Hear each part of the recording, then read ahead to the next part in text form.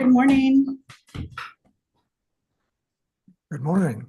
Good morning, Chair. Would you like us to start housekeeping? Yes, please. Thank you for participating in today's meeting. If attending in person, please do not connect to Zoom or teleconference while in the room, and please silence all devices. If translation is provided, click on the globe at the bottom of your screen to select either English or Spanish. Public comment will be taken after each item. If you're in the auditorium and wish to comment, please use the iPads located in the lobby or complete a blue speaker card as available. If you need assistance, please find a South Coast AQMD employee. Speakers may be limited to a total of 3 minutes or less for all agenda items. Times may be shortened to ensure all speakers can be heard. A countdown timer will be displayed on the screen for each public comment. More time will be allotted for Spanish translation that is not simultaneous. For questions or issues on making a public comment, please call the public advisor at 909-396-2432. That's 909-396-2432. Please adhere to the speaker time limit and treat others with courtesy, civility, and respect. Failure to do so can result in your mic being muted or you being removed from the meeting. Be aware that this meeting is being recorded. By participating, you authorize recording of audio and visual content presented during the live event and consent to subsequent use of the recording in the public domain by South Coast AQMD. Okay, are we ready to start? We're ready here. We're ready. Okay, let's do a roll call and see who else is ready. Mayor Pro Tem McCallum. Here. Supervisor Mitchell. Should be here. Supervisor Perez. Should be here. Council Member Rahman. Should be here also. And then Mayor Pro Tem Rodriguez absent. And Chair Delgado, we should have a quorum. Okay. Well, let's start with the informational items. And I'm sure people will join in as they can. Apologies. At the moment, we do not have a quorum. Yeah, I figured, but we can do the informational items. Is that right? That's correct. Yes, that's correct. I think Jacob was saying that he was anticipating we would have a quorum in the future, but we can do the informational items now. I don't think there's anything that needs a full quorum right now. Perfect. We'll start with item number 1. Dr. Epstein will present on the 2024 ozone and PM 2.5 levels. It's my first one, so I'm trying to get a feel of the agenda still. Good morning, everyone. Sorry I couldn't be there. You're on mute, Scott.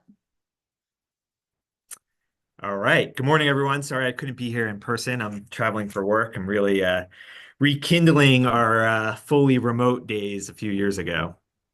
So today we have kind of our annual summary that we provide to the board about the status of our ozone levels and PM 2.5 levels.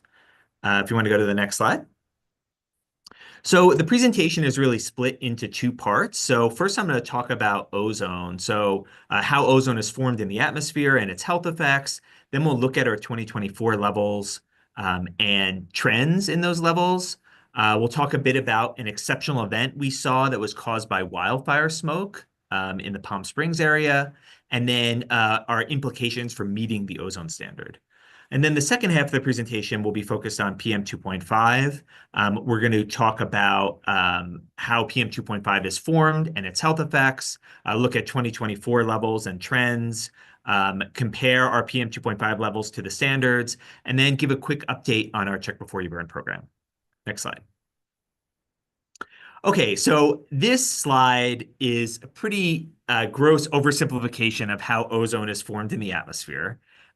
It's a very complex process from the reaction of volatile organic compounds, VOCs, and NOx, all in the presence of sunlight. The mechanism has many different reactions, and ozone formation doesn't only depend on how much VOC and NOx that's around, but it also depends on the ratio of those compounds, of their concentrations in the atmosphere. Next slide. So ozone has a wide variety of health effects. Many of them are respiratory health effects. So it's been associated with the aggravation of lung disease, such as COPD, asthma, coughing, etc. On days with high ozone, we see an increase in hospitalizations and ER visits, and also increased school absences. Next slide. Okay, so I want to bring the summary of all the ozone information I'm going to provide kind of up front, and then we'll talk about the details. So in general, ozone levels have declined significantly over the long term, but they still remain unacceptably high. The levels that we saw in 2024 are pretty similar to the levels that we've recorded over the past decade. There is a bit of year-to-year variation we see every year that's largely due to weather, which can result in slightly higher or slightly lower levels. The South Coast Air Basin still does not attain both federal and state ozone levels, but things look a lot better in the Coachella Valley. So this was the first year that we actually attained the 1997 8-hour ozone standard based on the past 3 years of data. Next slide. Okay, so what are the factors that influence ozone formation? So obviously emissions of NOx and VOCs, they can come from a wide variety of sources. And then also meteorology is important. So temperature, so when we have high temperatures, that evaporates more VOCs. So we have more VOC emissions, but it also accelerates the reactions that form ozone in the atmosphere. So you can make more ozone that way. Sunlight is also important. On the days where we have peak sunlight, kind of in the late spring, early summer period, and high temperatures, that's when we tend to see the highest ozone levels. And then also mixing and ventilation is really important. So it's pretty common in our area to get an inversion layer where we get kind of cold temperatures trapped down at the surface, and all those emissions react and form ozone down at the surface, and they can't mix with that other upper atmosphere. So we get kind of a concentration of pollution down near the surface. Ventilation of the basin is also really important. So we're surrounded by mountains, and when we have meteorology that kind of keeps everything in, that allows those pollutants to accumulate and get to higher and higher ozone levels. Next slide, please. Okay, so there are 4 federal ozone standards. They come in 2 flavors. So one is a 1-hour standard, and I'll talk about how these standards are determined. So this 1-hour standard was established in 1979. It's 120 ppb. And there are 3 8-hour standards established during different years. So there's a 97 standard, a 2008 standard, and a 2015 standard. Each time they got more and more stringent. Next slide. So we measure ozone all throughout the basin, roughly 30 monitoring stations, and we need to meet the ozone standards at every monitoring station. So what we do is we calculate what we call as a design value. So that is the statistical metric we use to compare to those standards that I showed on the last slide. And I'm going to talk on the next slide about exactly how we calculate the design value. But the take home from that is that's the metric we use to compare to the standard. And then the monitoring station that has the highest design value is what we call the design site. And this is done per air basin. So there's a design site in the South Coast Air Basin, and then there's a design site in the Coachella Valley. Next slide, please. Okay, so for the 8-hour standard, the 8-hour standard looks at the 4th highest 8-hour daily maximum concentration. So essentially, we look at the whole year's worth of data. We take 8-hour moving averages for each day, and then we find the day with the 4th highest 8-hour average. We do that for 3 years, and then we average it, and that's the design value. And the purpose for this is this methodology sort of removes any anomalies that happen on like the highest day of the year, second highest day of the year. And also it averages over 3 years to sort of account for these sort of minor year-to-year variations in meteorology that can affect ozone concentrations. So the 1-hour standard is a bit simpler. So the 1-hour standard, we just add up the number of exceedances of the standard in each year at each station. And basically, you can have an average of 1 exceedance per year and still meet the standard. Next slide, please. Okay, so these air quality standards, the purpose of the air quality standards is to establish control measures. So we established control measures to meet these air quality standards and protect public health. However, not all air quality events are controllable.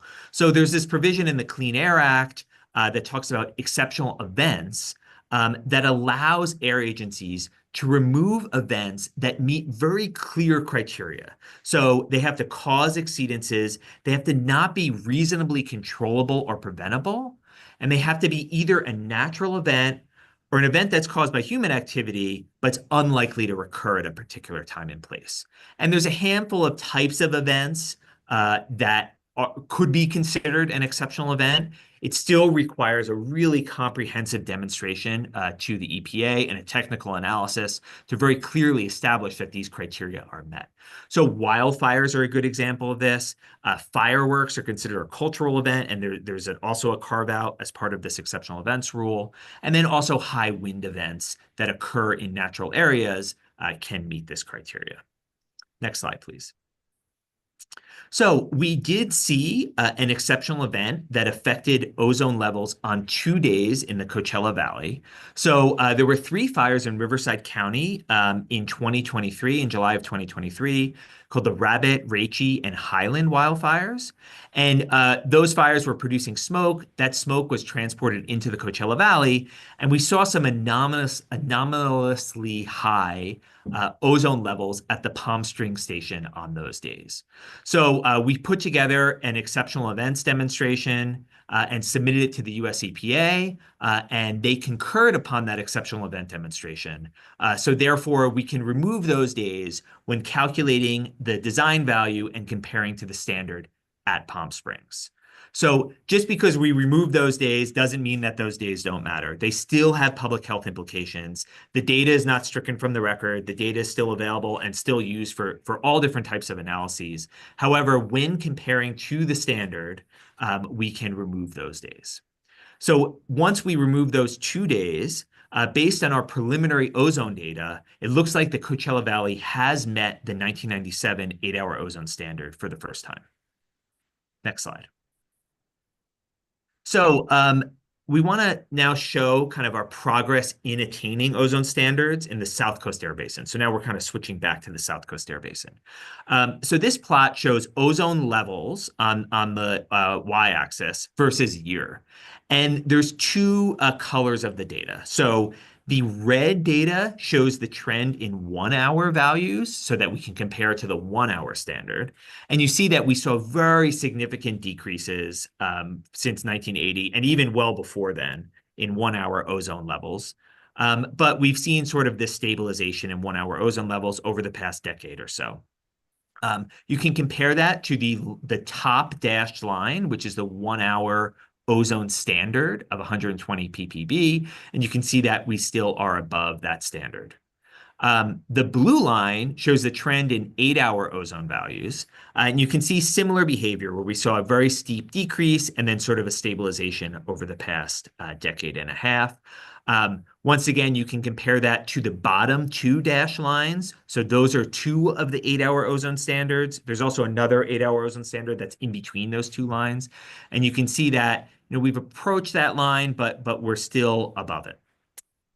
Next slide, please.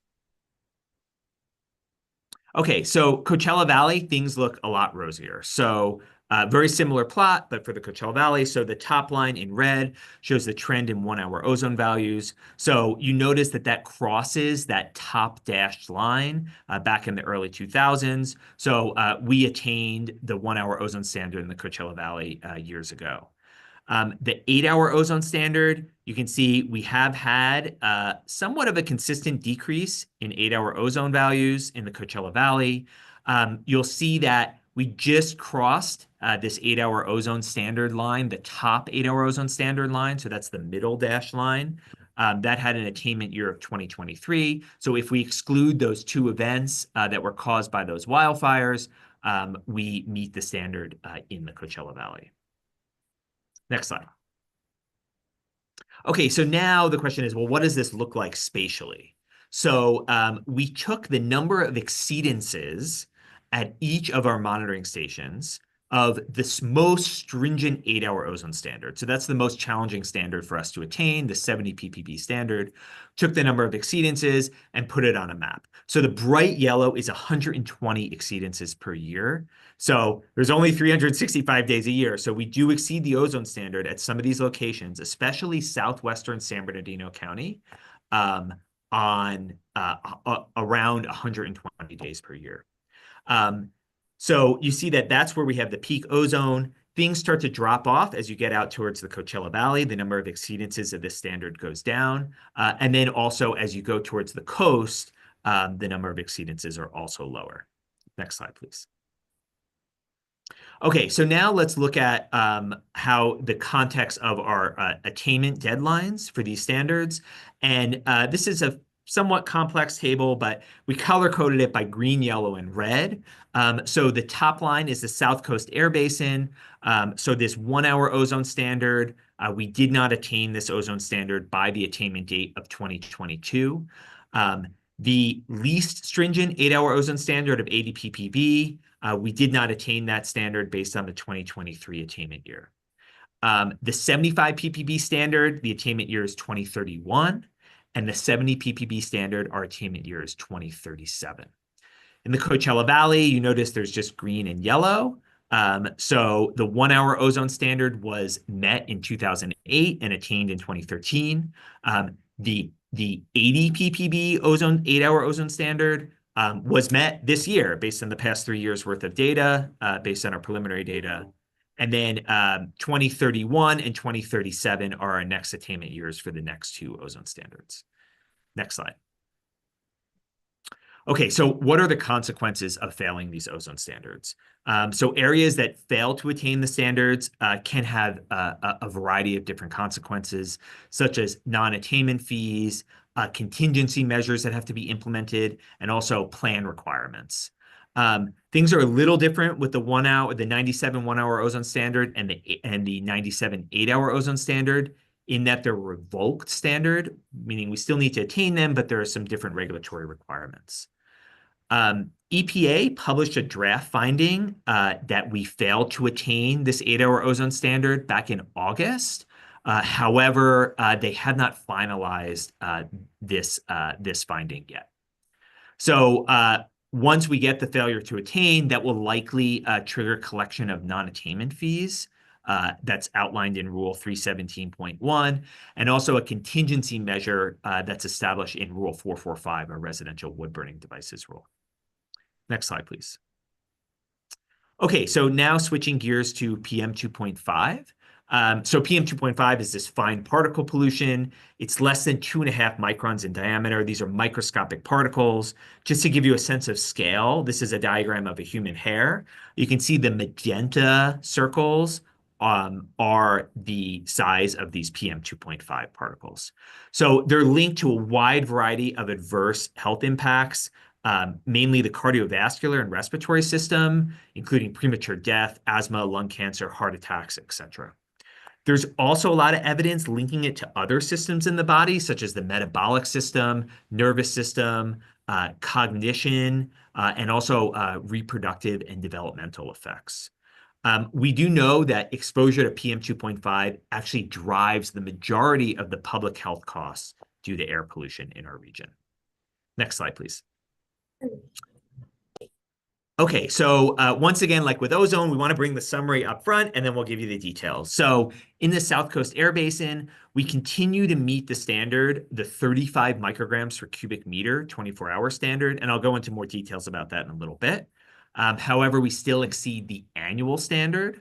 2022 to 2024 was the cleanest annual average design value. So that's based on the last 3 years on record, and also the second lowest 24-hour design value on record. The Coachella Valley continues to be well below both of these two PM 2.5 standards. Next slide.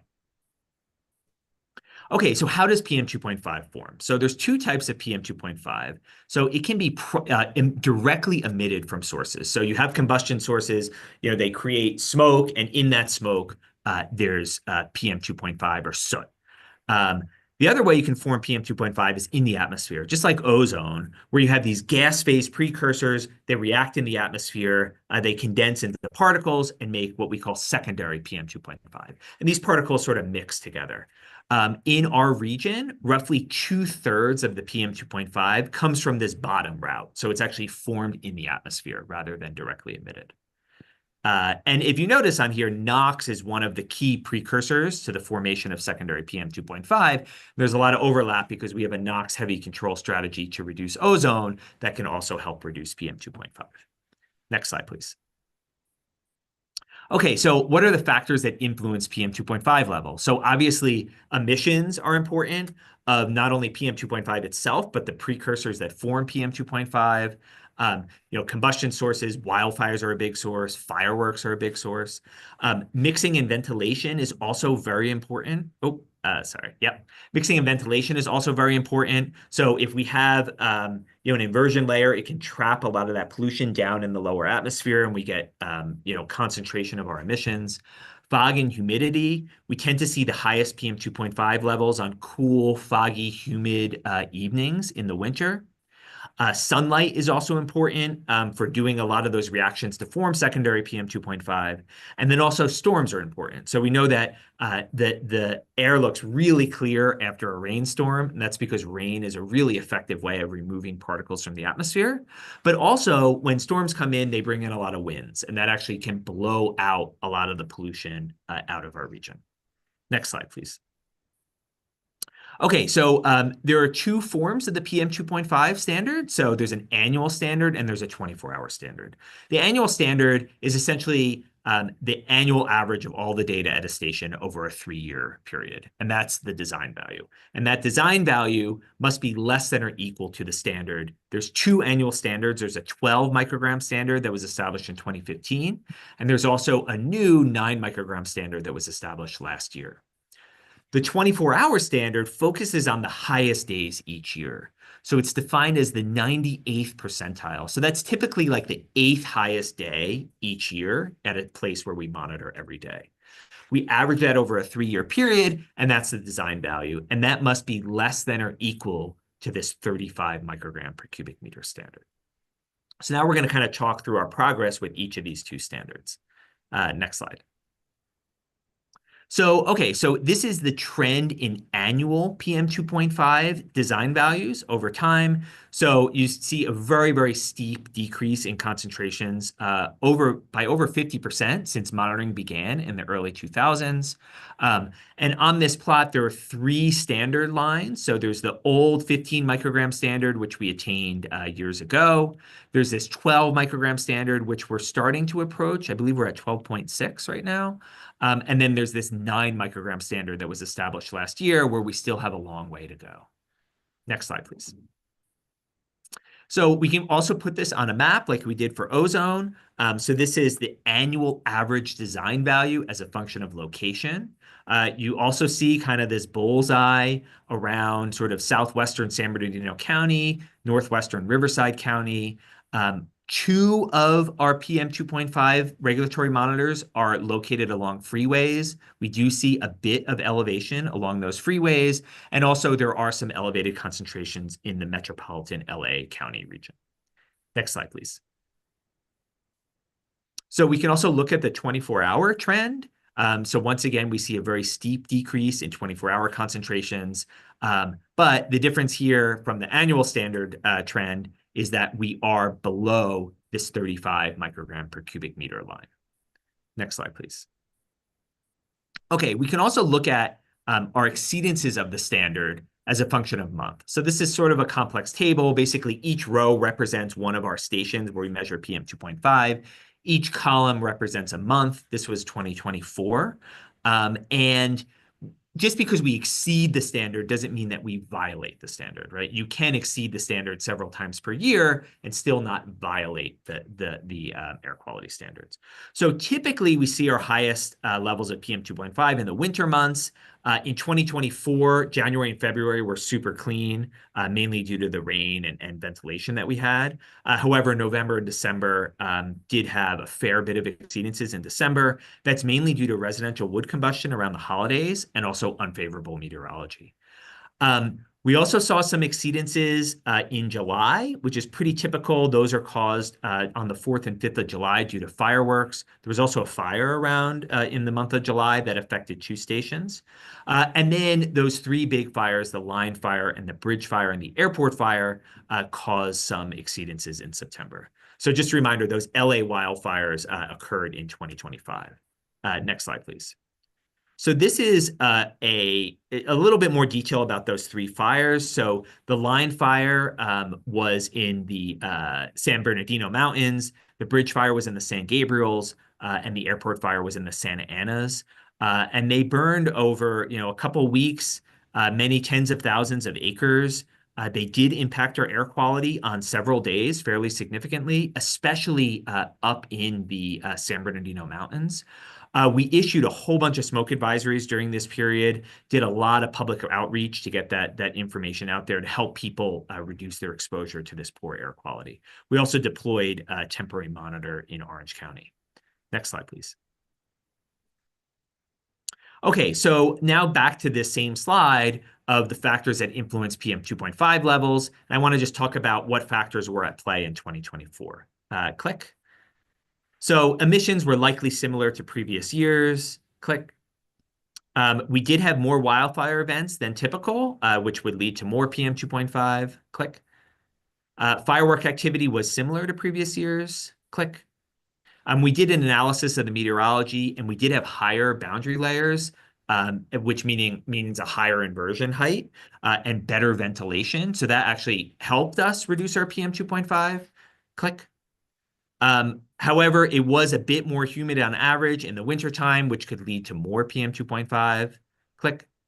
Sunlight was about the same. Click.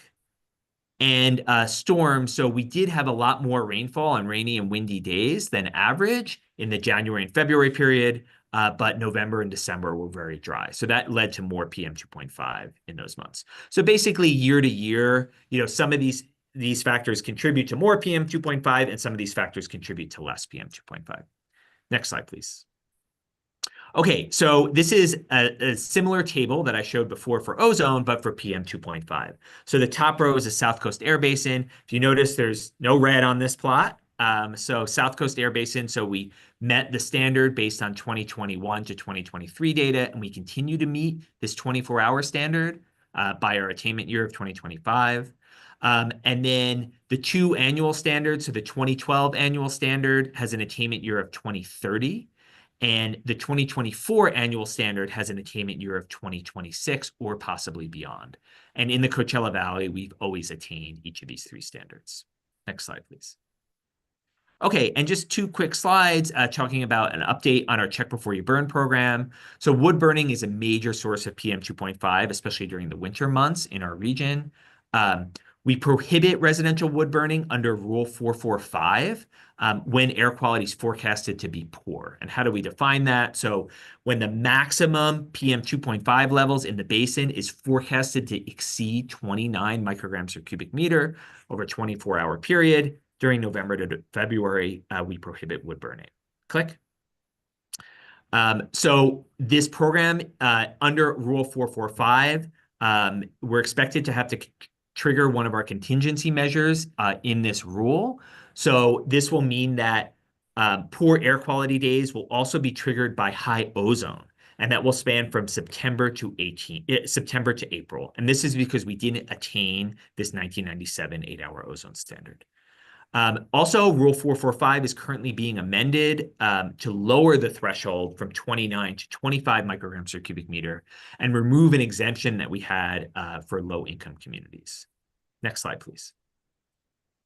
Okay, so just an update on this past Check Before You Burn season. So this is the 2024 to 25 season, so November to February.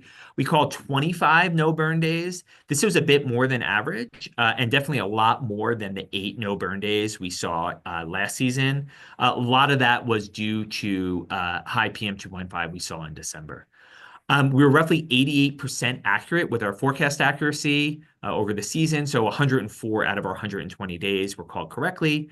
We're generally pretty happy with this. It is very difficult to forecast PM 2.5. There were 249 complaints received and investigated.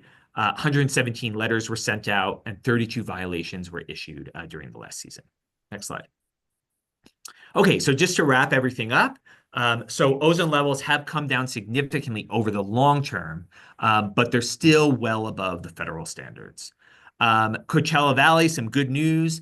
We met this 8-hour ozone standard based on the last 3 years worth of data for the first time.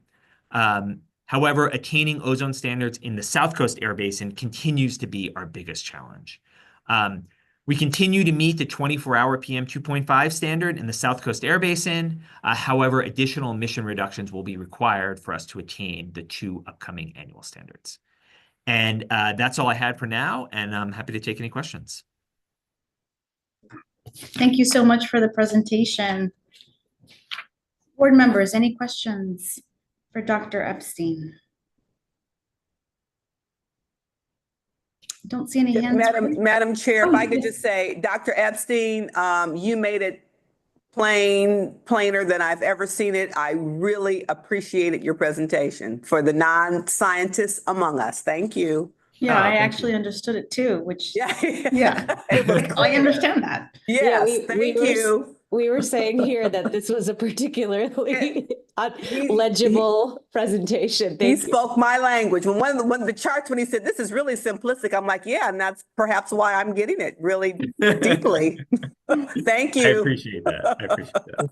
Madam Chair, if I could join the chorus that appreciate the presentation, very comprehensive. I enjoyed hearing it. I have a question though for staff. I understand that EPA is looking at the air quality standards, especially the PM 2.5 standard. And do we have any insight as to what might happen there? Yeah, so good morning.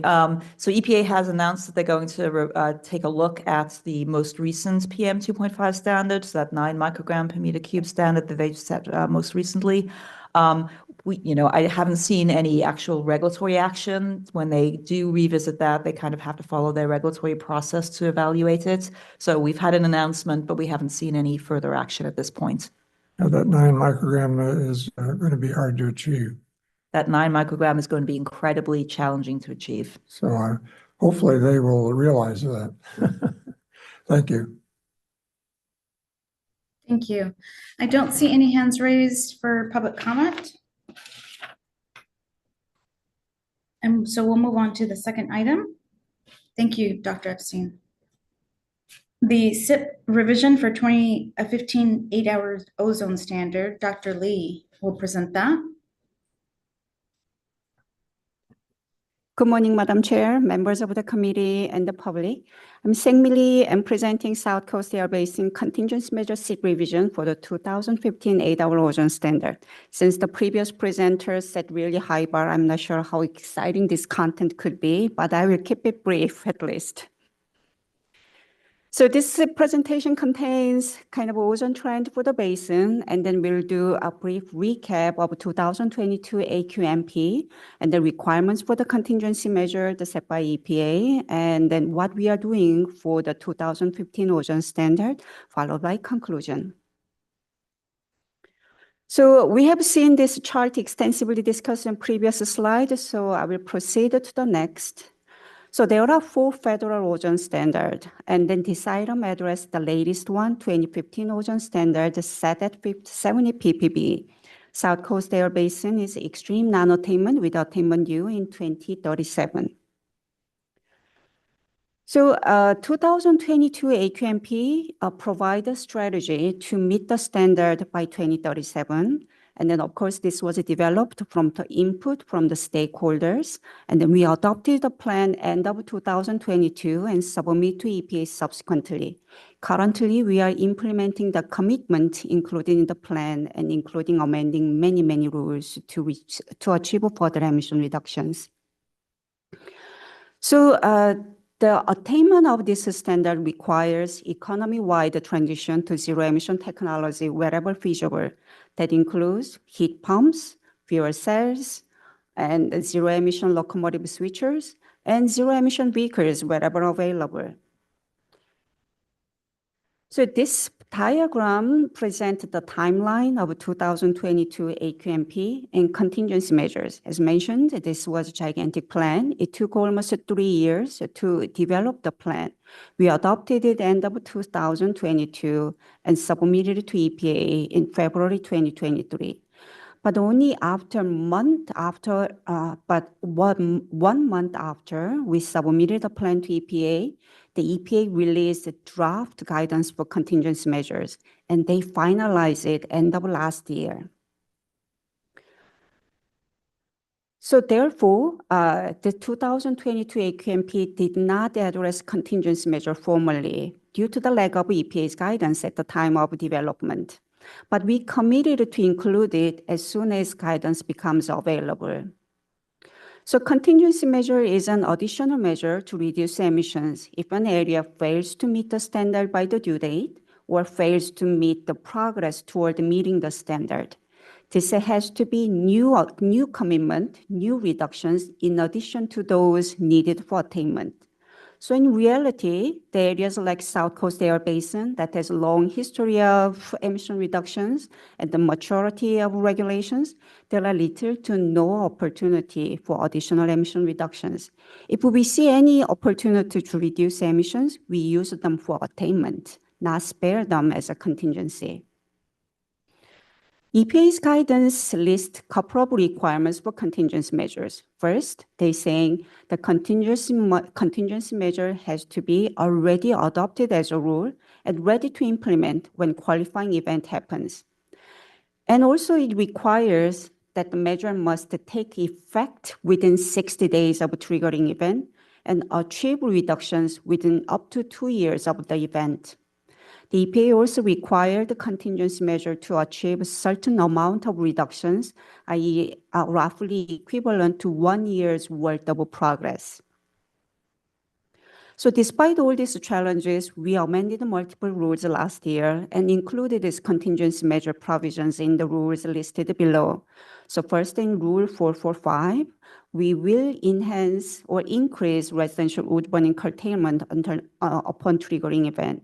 We'll also increase detecting and repairing any VOC leaks from chemical storage tanks and refinery, as specified in Rule 463 and 1173. California Resources Board also adopted smoke check contingency measure, which will lead to more vehicles subject to smoke check and potential repair the failure of the smoke. So these measures are already adopted and ready to implement if any qualifying events happens. So in terms of amount of emission reduction, as we mentioned, EPA requires contingency measure to achieve roughly 1 year's worth of progress. So with the South Coast Basin, we need a huge amount of emission reductions to attain this standard. That means the 1 year's worth of progress is also significant of emission reductions, which is equivalent to almost 3 tons of NOx per day, 3 tons per day of NOx emission reductions. These days, opportunity to reduce this much emissions comes by rarely, and if there is any, we use them for attainment. So consequently, the total reductions we anticipate from all 4 contingency measures are much less than EPA's requirement. In this case, we have to provide a justification that no further viable option exists. So we performed the so-called scarcity justification. This is really extensive analysis that requires a huge amount of step, time, and resources. So we conducted a multi-step analysis that we started from examining all the sources emissions in the basin, and then we compared the requirements of our rules with those of other rules in other parts of the state and nation. And then we also assessed the potential measures in the framework of the contingency measure required, meaning that whether measure is technologically ready, so it can be ready and implemented at any moment when triggering event happens. And also it can achieve the emission reductions within very short time from the triggering event. And most importantly, this cannot be any that needed for attainment. After all this, the extensive analysis, we concluded there is no further viable options for contingency. So this summarizes the public process we are planning to have. So today we are reporting to Mobile Source Committee, and we are going to release draft step report in next couple of weeks. We'll host a public consultation meeting May 20th, and we'll bring it back for board consideration in August, followed by submittal to the EPA via CARB. So the conclusion is, 2022 AQMD addressed the strategy to attain this ozone standard by transitioning to zero emission technology, which in turn means that there is no much further emission reduction opportunity exists. But still, we adopted the contingency measure provisions that will increase the wood burning curtailment programs or enhances VOC leak detection and repair, and the reducing smoke check exemptions. And despite the rigorous evaluation, we concluded that there is the emission reductions from contingency measure is less than EPA's requirements, so we substantiated with the scarcity justification. And then we'll bring it back to the board consideration in August. So this concludes my presentation. Thank you for your attention. Thank you, Dr. Lee. All right, board members, questions or comments for Dr. Lee? I don't know. Councilmember? Yes, so Dr. Lee, thank you for that presentation. I also found that very clear. So your staff is just doing a great job today. Thank you. What constitutes a triggering event? Thank you for your question, Councilwoman Rahman. So triggering events meaning that we fail attainment, like failure to attain ozone standard. Or second category is failure to make progress toward attainment. So Clean Air Act required something called reasonable further progress, and there is a set milestones. That milestone is set every 3 years. So we have a target for those milestone years, and if we do not meet those targets, that will trigger the contingency measure. Actually, there are another categories. If we fail to submit progress report to EPA, they can trigger contingency as well, but that's a less likely scenario because we do our due diligence in providing progress report. Right.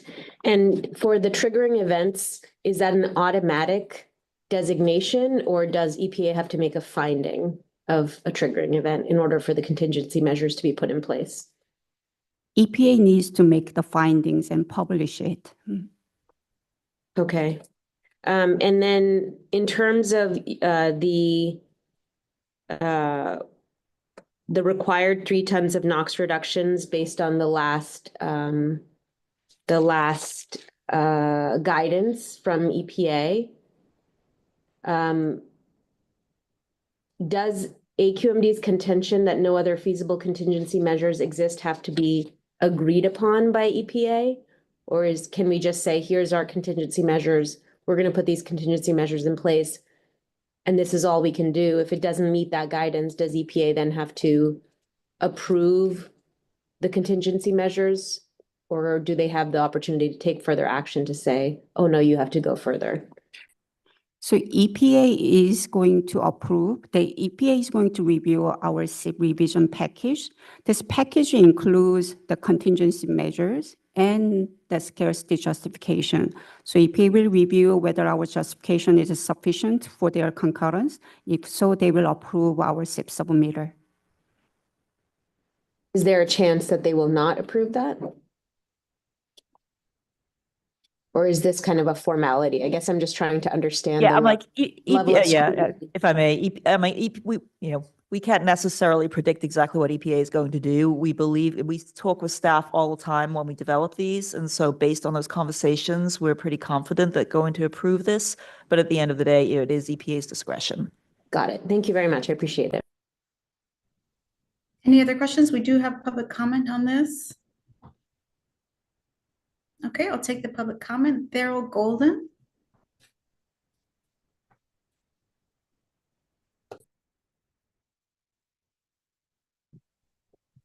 Good morning. I'll just have a question for Dr. Lee's presentation and what Dr. Estein said, how do those come together? We're talking about the same data set, I hope. So how does those two come together is the question.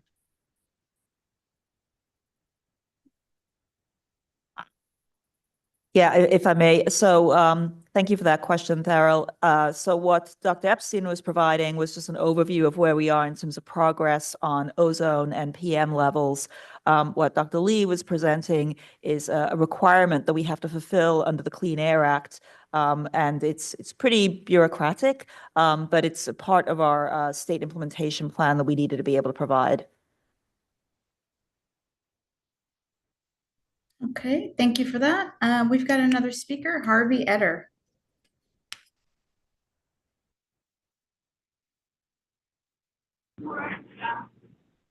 Yes, good morning. Am I being heard? Yes. You are, Harvey. I have a question as well as the other fellow. Was solar energy evaluated for this? And if it's so, what technologies and what kind of price range? I've been a day late and a dollar short on this, but I discussed this extensively with Anita Lee and the problems with guidance and anyway. Solar energy question, cost effectiveness, and what are the numbers? What did you look at? What technologies? Yeah, Harvey. So it's part of the 2022 Air Quality Management Plan. We did evaluate a whole range of zero emission technologies, including solar. Thank you, Dr. Reese. I don't see any other hands raised. Any other board member comments or questions? All right, we'll move on to written reports. Ian is going to be presenting on Rule 2305. Do you want to summarize your written report, Ian? Sure. We don't really have a presentation for this. This is the monthly report on implementation of the WARE program, and just provide some statistics from the latest activities to implement this rule. Perfect. Board members, questions on that that written report, 3, 4, or 5? Ian has 3 and 4. No questions. I don't see any hands raised. And is there anything that you want to report back about item number 4, Rule 2202? No, all of these written reports are standard monthly reports. Okay, perfect. Dr. Reese, I'm assuming the same for item number 5? That's correct. Okay, all right. Don't see any hands raised, so we'll go to other business. I don't have any other business. Does anybody on any board member have anything they'd like to bring up at this time? Okay, we'll go to public comment period. I'm sorry, I was going a little fast. Harvey Etter. Are you looking to speak on other business, Harvey, or public comment period? Both. Okay. On other business, the use of the term of art. To clarify, Chair, since there wasn't anything that was discussed under other business, anything else would fall under public comment for the public commenters. So this is the general public comment period. Please proceed, Mr. Etter. Thank you.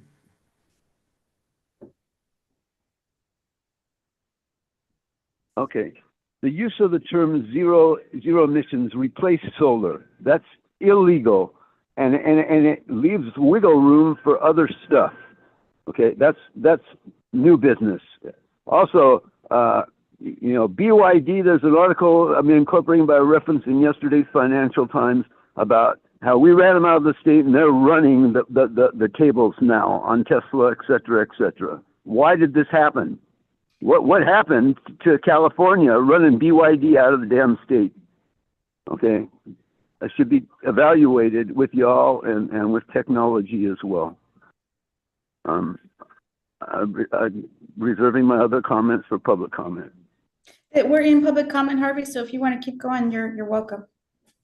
Okay, well, I was trying to make that under new business, and I think it was new business. Okay, all right. So basically, Y'all are captured agencies by fossil fuel companies. It's been referred to justice to study issue 48 of the Harvard Environmental Law Review, 70, 80 pages. More cases of premature murder than all the murder cases in the history of the United States. It's for causing climate and covering it up for at least 56 years, and it's been going on twice as long as that. Enough is enough. And we were trying to get a Lancet article for 10 years from Pedro Piqueras and other folks. We got nothing. We waited a couple of weeks for it. It's friggin' outrageous, and it has 1 to 1.5 million premature deaths in the United States each year. All right? We're 12% of the population. That comes to 150 to 180,000 out of 300,000 deaths. Most of the deaths in this state are from that, okay? And that's murder. That's premature murder, and that's the way it is, folks. I'm sorry. That's really outrageous. Thank you, Harvey. Does anybody else have any speakers in their? Madam Chair, we have 4 here and at Diamond Bar. Perfect, go ahead. First off be Fernando Gaitan, followed by Jesse Parks.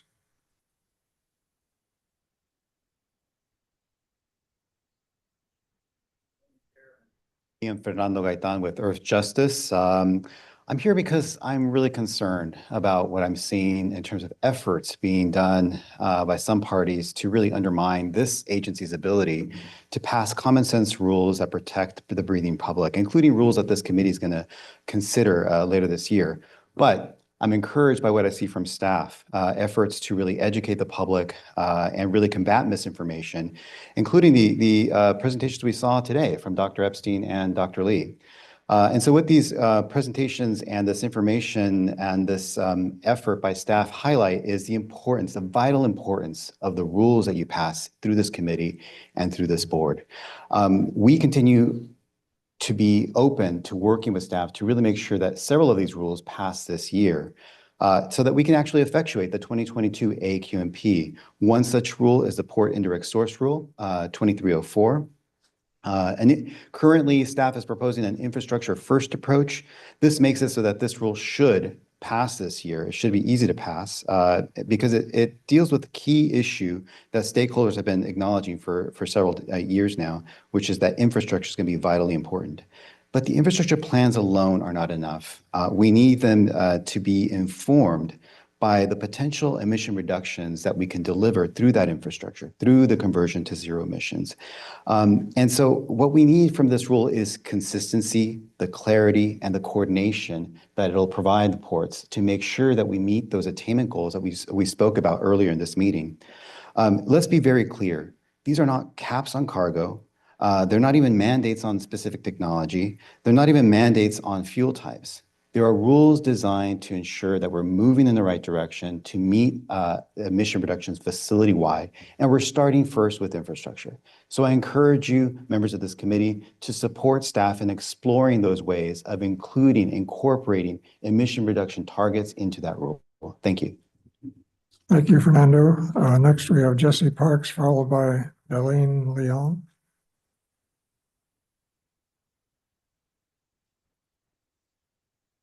Elaine, if you could line up, it would help us speed up the process.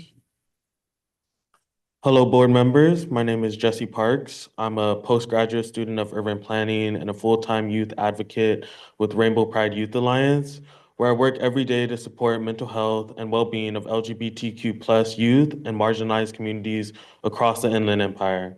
I'm here today to demand the urgent implementation of a port indirect source rule and a call for its immediate inclusion on future agendas until it is passed. Because our communities cannot wait any longer, for years I've come to these meetings to speak truth to power, from high school to college, and now working as a young professional. I've watched this board hesitate to make meaningful action while logistics and port industries continue to pump pollution into our neighborhoods. But I've also seen this board take courageous steps to face the opposition no matter what. The very same communities, Black, brown, queer, low income, who you represent and are a part of, are historically sacrificed for the sake of good movements and are still being forced to fight for the right to breathe. This isn't just about air quality, it's about youth mental health. The trauma of growing up with constant respiratory illnesses, the inability to safely play outside, the burden of sick loved ones, and the looming threat of climate disaster is breaking our young people down. I see it in everyday work that I do. We cannot talk about healing, equity, or mental health without talking about the environmental violence inflicted by diesel trucks, ship emissions, and toxic air that blankets our port-adjacent communities. As someone who's working on the ground with young people, I can tell you they are exhausted, they are scared, and they are watching you all. How can we tell them that they matter if the air that they breathe is poisoning them? How can we champion mental health while ignoring the root environmental conditions that are making our young people sick physically and emotionally? The lack of the port ISR is a policy failure that must be corrected. Every day of delay is another day where a child has an asthma attack, where a family loses a loved one, where a youth loses hope. It is time for this board to step up and lead with the urgency this moment requires. Add the port ISR to your agenda, push it forward aggressively, make it strong, and make it enforceable, and make it about justice. The youth of the Inland Empire and across California deserve clean air, healthy lungs, and a future. It is your job to do that. Thank you. Thank you very much, Jesse, for your comments. I hope I pronounced your first name correctly. You could tell me. Hello, my name is Dali Neff, and I'm a frontline community member in the Inland Empire. I want to remind the board that you must not delay and adopt a strong port ISR. What we need is real action and enforceable targets. Frontline communities are not sacrificial. We all deserve the right to clean air, from the ports to the desert. Thank you. Thank you very much for your comments. Next is Jennifer Cardenas.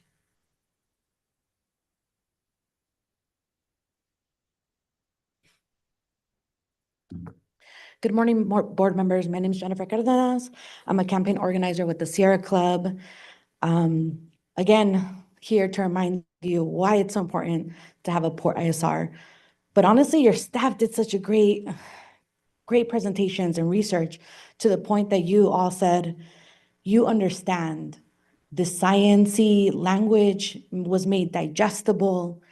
And it even says, overall summary, additional emission reductions will be needed to attain the annual PM 2.5 standards. I feel that when we come here advocating for additional, actually just requesting emission reduction for the port ISR, this presentation tells you why. You have young people here today telling you that they're not sacrificial, that they deserve the right to breathe air, that frontline communities are being impacted. You see all the health impacts on this awesome presentations today. And you have the opportunity to be that difference. You have the opportunity to pass a port ISR in August without delays. My screen. Good morning, committee. Chair Delgado, thank you for your time. My name is Thomas Yelenich with the Pacific Merchant Shipping Association. I want to talk to you about my concern regarding the schedule for proposed Rule 2304. Back at the February working group meeting, staff made a commitment to the public regarding next steps. Reading from the slides from their presentation, they said they were going to provide update to the Mobile Source Committee next March, 2 in-person community meetings in spring, public workshops, another public workshop, and then release the revised preliminary draft rule language and draft staff report. Other than the update to the Mobile Source Committee, none of those meetings have taken place yet. Staff did try to have one this week due to technical problems. They were unable to do so. And that meeting has been rescheduled for next Friday. Unfortunately, in just a few weeks, staff will have to release the rule language in order to meet the August schedule for adoption. That means there's really no chance for the public outreach that staff promised during this process. So I think it's important that staff keep their commitment in terms of the public outreach they promised for this rule and push the date for adoption. There's a lot before this board between now and August. You will be considering Rule 1111. You will be dark in July.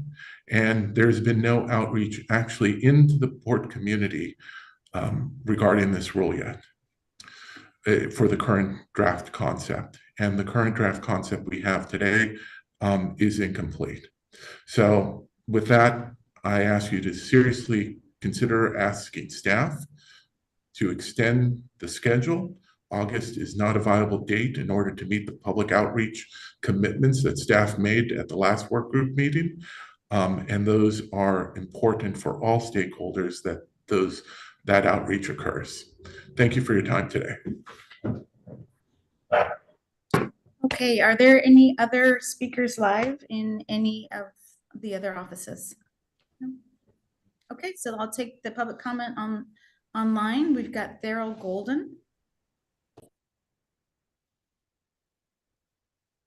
Good morning, Daryl Golden, speaking on the port's ISR, and that the current deadline or the current schedule has been pushed. Any for all extensions of the deadline increases the negative health impacts to the public. The most important thing is public health. Input, you still have plenty of time for input, in my opinion, and we should stay on schedule. This has been pushed. It's been, people are dying because of the delays. The ports have had the infrastructure portion alone. AQMD has been battling with the ports to come up with plans, and it's always been an excuse why they could not.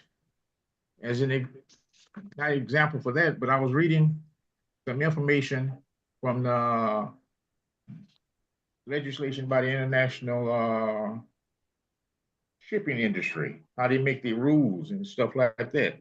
And the board puts together, decide what needs to be done, and they write the rule in a manner and give them time to implement what they have to get the results that they're receiving.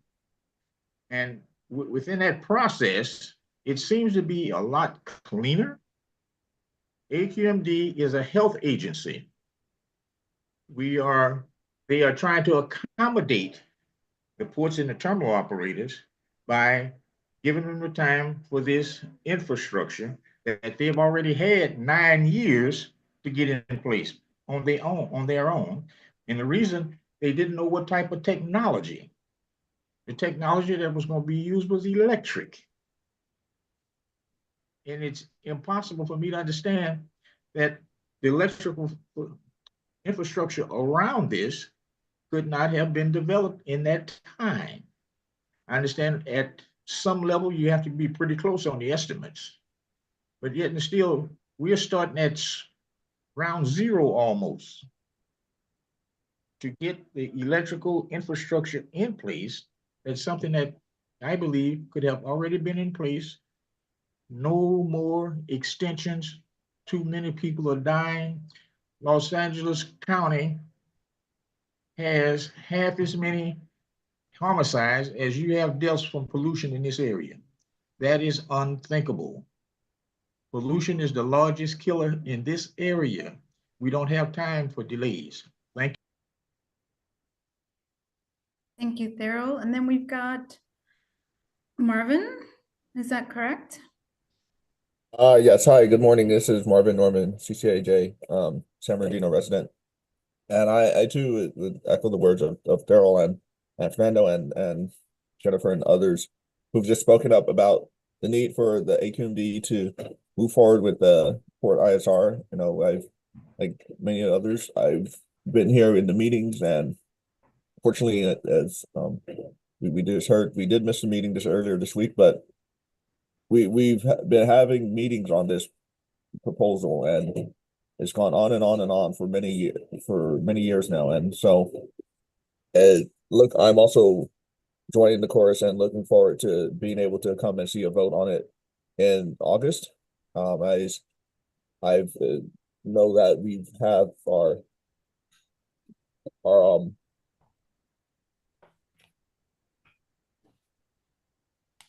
I know that we are able to to move forward with getting it done. We've done it for the warehouse ISR and the rail yard ISR, and so now it's to the time for the ports ISR, and the benefits those will bring to the communities, and as well as to even to the ports themselves. You know, the other ports around the world are definitely going green, and it's you know, it behooves the port to keep up with that trend and to even lead in it, and to be able to remain competitive in that regard. And so hope the board is able to stand strong and move forward with a strong ports ISR. You know, we've already kind of strayed very far from what originally started, but you know, what we have now is still necessary. So we definitely do need to move forward with it and get it done and continue to build from there. Thank you. Thank you, Marvin. That concludes the public comment period. We'll reconvene in May. Have a wonderful weekend, all of you. Sure. Could we Yes.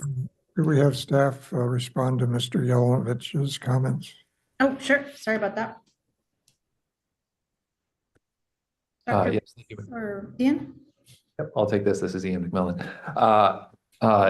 Yeah, so far, we have been doing the outreach that we've been discussing. We did release a preliminary draft rule language. We updated the board. We've updated this committee. We're going to be coming back to this committee in June.